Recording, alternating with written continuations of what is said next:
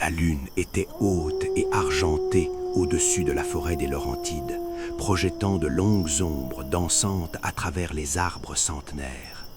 Pour la plupart, c'était l'heure de dormir, mais pour le Sasquatch qu'on appelle Bigfoot, c'était l'heure de la grande faim. Bigfoot se tenait dans une clairière, les bras grands ouverts, humant l'air frais de la nuit. Les habituelles baies sauvages et les truites de rivière ne feraient pas l'affaire ce soir.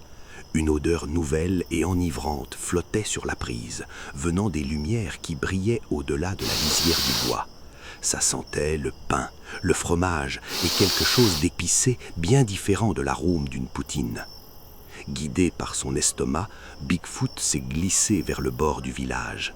Il s'est retrouvé au beau milieu d'une rue de banlieue déserte, se sentant exposé sous le gros globe de la lune.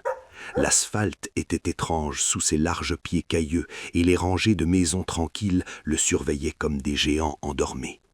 Il bougeait avec un silence surprenant pour une créature de sa taille. Il s'est caché derrière une maison, collant son dos poilu contre le revêtement. Il a jeté un coup d'œil au coin du mur, les yeux écarquillés. Il devait faire attention, les Québécois sont bruyants et ont des lampes de poche puissantes, et Bigfoot préférait rester une légende plutôt qu'un prisonnier. En suivant son nez, il a traversé une ruelle étroite jusqu'à l'arrière d'un bâtiment en briques. Là, dressé comme un coffre au trésor vert, se trouvait un gros conteneur à déchets. Bigfoot a savouré le moment.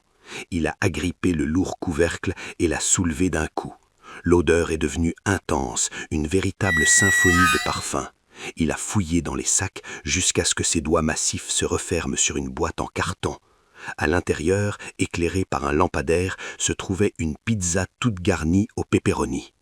Il a apporté son prix sur un coin de gazon derrière des caisses. En s'asseyant, Bigfoot a pris une bouchée monumentale. C'était meilleur que toutes les mûres qu'il avait goûtées dans sa vie. Le fromage était salé, la croûte était tendre et les épices lui faisaient chatouiller la langue. C'était ça, le souper de Bigfoot, et c'était un chef-d'œuvre.